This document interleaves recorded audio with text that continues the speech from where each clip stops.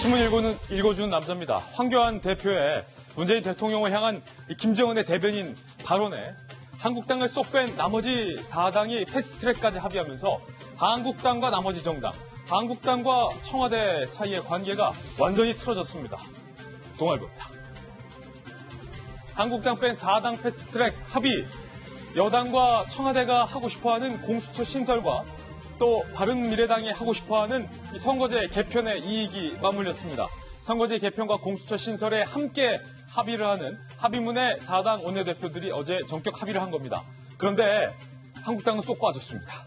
한국당은 20대 국회는 끝났다라고 격앙된 반응도 보이고 있습니다. 오늘 4당은 오전 10시에 의총을 열어서 추인을 받기로 했는데 문제는 바른미래당입니다. 바른미래당 내부에서 공수처가 웬 말이냐, 선거제가 웬 말이냐, 왜 당의 당론을 묻지 않고 원내대표가 합의를 하고 왔느냐라는 내부 반발의 목소리가 거셉니다. 특히 유승민계 의원들이 반발할 가능성이 커지면서 합의가 아닐 가능성이 될 가능성까지 점쳐지고 있습니다. 잠시 후에 이 속에 숨겨진 어떤 그 정치 제약적인 산수 더하기 빼기 이야기 한번 나눠보겠습니다. 이번 기회에 이 패스트트랙 내용 확실하게 좀 쉽게 짚고 넘어가야 앞으로 전국의 핵이 될 이슈에 대해서 쭉 이해가 좋을 것 같습니다. 다음 신문입니다. 이번에 조선일보입니다. 입영 직전 교인이 돼도 그리고 총 쏘는 전투게임을 해도 법원에서는 이거 병역 거부에 해당하지 않는다라고 무죄를 내리고 있다는 기사입니다.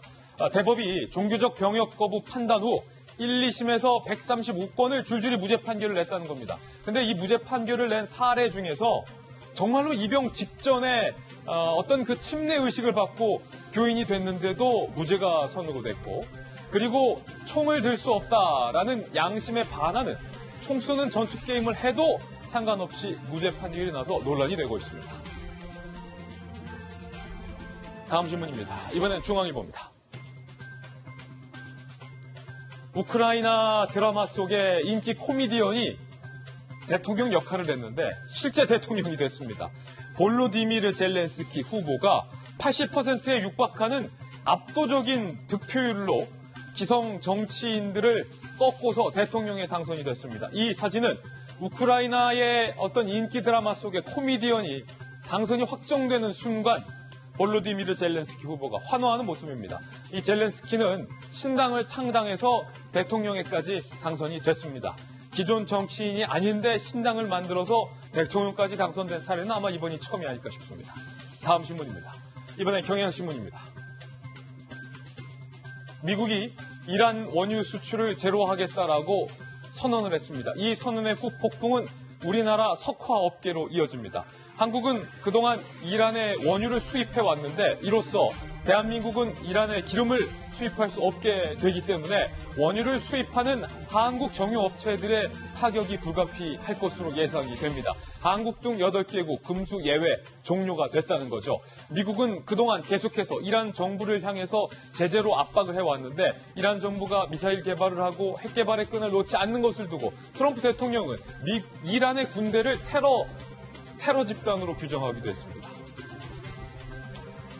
우리나라 정부는 원유값 인상에는 영향이 없다라고 선을 그었지만 그 속내를 들여다보면 아마 우리 생활 속 기름값도 인상될 것 아니냐라는 우려가 나오고 있습니다. 다음 신문입니다. 이번에 한겨레 신문입니다. 박근혜 전 대통령이 형 집행정지를 신청했는데 어제 의사 자격이 있는 검사와 또 수사관들이 박근혜 전 대통령의 건강 상태를 현장 조사했습니다. 이번 주에 박 전 대통령이 형 집행정지로 풀려날지 말지가 이번 주에 결정이 된다고 합니다. 그 분수령인 셈인데요. 윤석열 지검장이 최종 결정을 하게 됩니다. 박 전 대통령의 운명은 윤석열 지검장의 손에 달렸습니다. 다음 신문입니다. 이번에 한국일보입니다. 방러 초청 11개월 만에 북한의 김정은 위원장이 블라디보스토크에서 푸틴을 만나게 됩니다. 지금 보시는 것처럼 김정은의 측근들은 이미 러시아에 도착을 해 있고 취재에 따르면 김여정도 현재 러시아에 도착한 것으로 확인이 됐습니다. 김정은 위원장이 러시아 블라디보스토크까지 어떻게 이동을 할까? 기차를 타고 전용 열차를 타고 이동하는 사실까지 확인이 됐습니다. 내일부터 양일간 두 정상은 18번째 만나게 됩니다. 북한 지도자와 러시아 지도자의 18번째 만남입니다. 또 하나의 뉴스 속보가 준비되어 있습니다.